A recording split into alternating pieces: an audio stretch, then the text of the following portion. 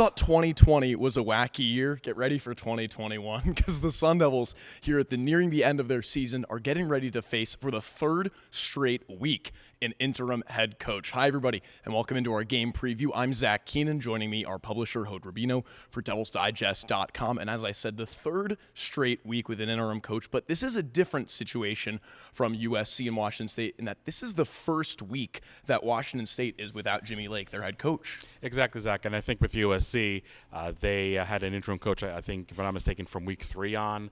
So for them, it really was a new normal by the time they played ASU last week. So I don't think you can attribute any difficulties USC was having against ASU for the players trying to get used to a new interim head coach and whatnot. I think with Washington State, it's a little more interesting because ASU represented the second game with an interim head coach. They did suffer, if you remember, a very bitter home loss to BYU the week before. So I think they seem to be better equipped for one reason or another to handle that new reality. And unfortunately for the Sun Devils, the way they played here in Tempe a couple weeks ago really showed that they were able to really be okay with not only a new interim head coach, but also having 4 different assistants on the sidelines too. So I think that Washington State, even though it was kind of new, they handled it pretty well. So it's really anybody's guess how Washington is going to handle it, and it's not only having a new interim head coach, but it's also having a new offensive coordinator because ironically, and I believe it was the same day, maybe 24 hours before Jimmy Lake, the head coach was suspended for this week's game. And not to go off on a tangent, but I think he did coach his last game for the Huskies. John Donovan, the offensive coordinator, actually got fired Sunday. So now you're really dealing with a new reality times 2, if you will. And look, it's anybody's guess if Washington can circle the wagons, have us against the world mentality. They are playing at home again, so maybe that's easier to really overcome those elements. Maybe players that were dissatisfied with Lake and/or Donovan now find new life and can play at a much higher level. That's really the biggest question that's out there, and that's probably the biggest element that might determine this game. But I think it's really anybody's guess how Washington can really handle that situation. And like you said, it is different than Washington State. It's definitely different than USC. So if I'm ASU, I don't know if I would really bank on Washington really coming out flat just because of all the drama that happened in Seattle this week. Hod, we'll begin our preview with the defensive side of the ball for Washington, and I suppose the only thing consistent in the Pac-12 is inconsistencies. But even through all these ebbs and flows, the Washington defense, especially in the past couple of years, has always been a formidable unit, not always a balanced one or well-rounded, if you will. Is that true this year? Yeah, absolutely. Because when you look at the run defense, it's really not that great. And just last week, they gave up 329 rushing yards to Oregon, but Oregon, I don't know if they really didn't try to pass the ball that much, or maybe just had the difficulties a lot of other Washington opponents have, not only this year, but like you said, really in recent history, because Washington, in terms of pass defense, is averaging 141 yards, which in a conference like the Pac-12, I mean, that's an outstanding number. And as far as overall points, they were averaging just under 20 points yielded every game. So this is definitely defense that you're going to have to work for it. But as I mentioned a second ago, they're definitely susceptible to the run.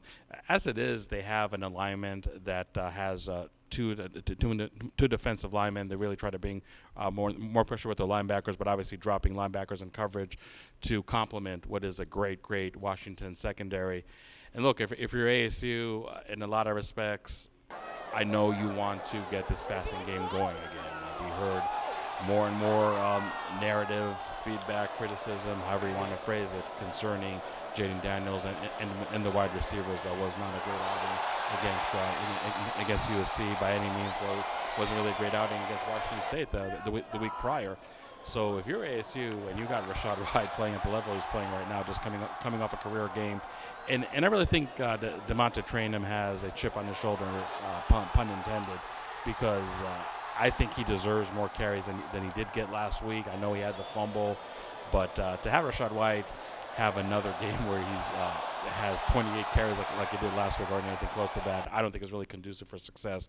So with the deficiency that is the run defense for Washington, and with having DeMonte Train and Rashad White, Daniel Ngata, I really think that this ASU team should not get over creative, too cute, up there in Seattle with the weather conditions that should be pretty adverse in terms of 70% chance rain, and who knows if not any wind that's really attached to that too. So as it is, I think the landscape is definitely there for a good running game to emerge for ASU.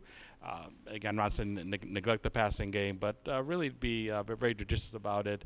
And I think you're going to work a lot of play action too. But like I said, against that Washington secondary, don't expect a whole lot in the passing game department. But their run defense, as we saw just last week against Oregon, leaves you a lot of opportunities, and ASU absolutely has to exploit them, and I think they can. This past weekend against USC on Saturday, Hood, as you pointed out, Rashad White with 28 carries. Diamante Trainum and Daniel Ngata each had 3, so a massive disparity in the number of carries for each running back. Now moving on to the next part of our preview, the Washington offense. And this is one, as you mentioned, John Donovan was just let go from the team earlier this week. Can it really make that much of a difference to have a different person calling the same plays just that immediately? I don't want to sound overcritical, but I really doubt that it would just be snap of the finger and this Washington offense is going to look a whole lot different. Dylan Morris, the quarterback, definitely has not put up any good numbers by any means.